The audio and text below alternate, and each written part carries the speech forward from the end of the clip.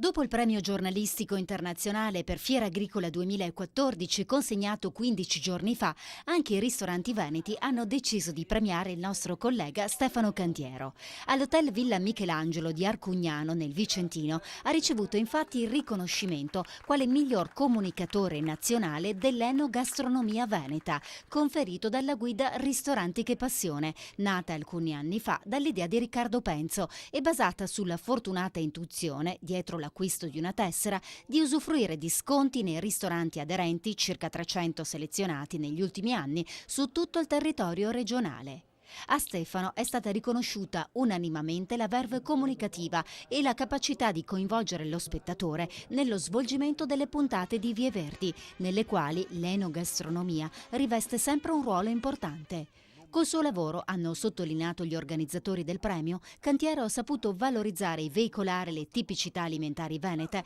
raccontando il territorio e le sue bontà con lo stile inconfondibile che da sempre lo caratterizza. Con quello di Ristoranti che Passione salgono a 20 i premi di portata nazionale conquistati da Cantiero nei 15 anni di mondo agricolo e Vie Verdi.